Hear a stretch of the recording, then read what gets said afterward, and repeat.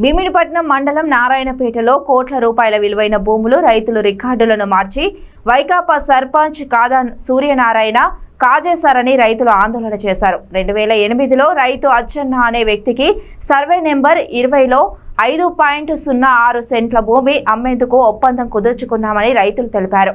On settle village అవడంతో registration చేయించుకునేందుకు మొదట 6 నెలల తర్వాత 3 సంవత్సరాలు గడువు ఇచ్చామన్నారు. గడువు లోపల రిజిస్ట్రేషన్ చేయించుకోకపోవడంతో ఒప్పందం రద్దయిందన్నారు. రద్దు అయిందనే ఉద్దేశంతో మా భూములు మా ఆధీనంలోనే ఉన్నాయని ధీమాగా ఉన్నామన్నారు.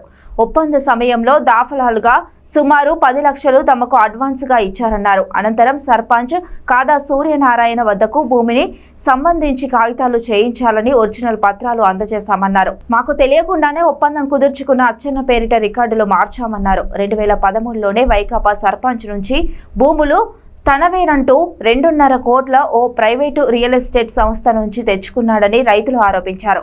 మా దగ్గర నుంచి ఒరిజినల్ పత్రాలన్నీ తీసుకొని వీఆర్ఓ ప్రసాద్ సహాయంతో రౌతు అచ్చన్న నుంచి సర్పంచ్ కుమారుడి పేరిట భూములను ఆన్లైన్ చేయించుకున్నారన్నారు. నిరక్షరాస్యత, తెలియనితనం, అమాయకత్వం కలిగిన మమ్మల్ని మోసం చేసి మా తాత తండ్రుల పేరిట వారసత్వంగా వస్తున్న భూములను కాజేశారని రోధించారు.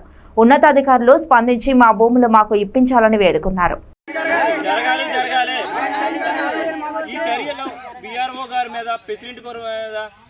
చర్యలు తీసుకుంటారని రెవెన్యూ డిపార్ట్మెంట్ మీద న్యాయం జరిపిస్తారని మీడియా వారిని కోరుకుంటున్నాను. సార్, నా పేరు బోని అప్పలరాజు సార్.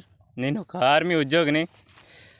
వైసీపీ నాయకుడు సూర్యనారాయణ అనే వ్యక్తి ఈ భూమిని కబ్జా చేయడానికి చాలా విధంగా పోటీ పడుతున్నాడు. మా సర్వే నెంబర్ 20 సర్వే నెంబర్ 6 ఎకరాల 20 సెంట్ల భూమి, నారాయణరాజుపేట గ్రామం, భీమినిపట్నం మండలం, విశాఖపట్నం జిల్లా. 6 ఎకరాల 20 సెంట్ల భూమి అయితే 5 ఎకరాల 6 సెంట్లే మాకు కాగితాలు రాశారని దొంగ కాగితాలు పుట్టించారు. ఇది 2008లో మేము ఒక రౌత్ అచ్చన్న అనే వ్యక్తికి మేము పురోని రాసాం సార్. రాస్తే అతను 6 నెలల్లో రిజిస్ట్రేషన్ చేస్తామన్నారు. రిజిస్ట్రేషన్ చేయలేదు సార్. కొంతకాలం టైం కావాలన్నారు. 3 సంవత్సరాల టైం కూడా ఇచ్చాం సార్. టైం ఇచ్చిన తర్వాత మీ దగ్గర ఏ డాక్యుమెంట్లు ఉన్నాయి, మొత్తం ఒరిజినల్ డాక్యుమెంట్లు, మొత్తం పాస్బుక్లు తయారు చేస్తాను, ఒరిజినల్ డాక్యుమెంట్లు మొత్తం నాకు ఇచ్చేయండి, నేను పాస్బుక్లు తయారు చేసి మీకు భూమి రిజిస్ట్రేషన్ చేసేలా మేము చేస్తామనేసి మధ్యవర్తి సూర్యనారాయణ అనే వ్యక్తి ఇలా చేయడం జరిగింది సార్. ఇలా చేసిన తర్వాత 2013లో సూర్యనారాయణ అనే వ్యక్తి సుఖీబాబు అనే అతను ఓనర్కి పుక్కల శంకర్ గారికి పురోని రాసి 2 కోట్ల రూపాయలు మా భూమి మీద తీసుకొని రావడం జరిగింది సార్. అడ్వాన్స్ తీసుకొచ్చిన తర్వాత సూర్యనారాయణ అనే వ్యక్తి 2015లో నేను రైతుల దగ్గర భూమి కొన్నాననేసి మాకు నోటరీ ద్వారా, లాయర్ ద్వారా మాకు నోటరీ ఇవ్వడం జరిగింది సార్.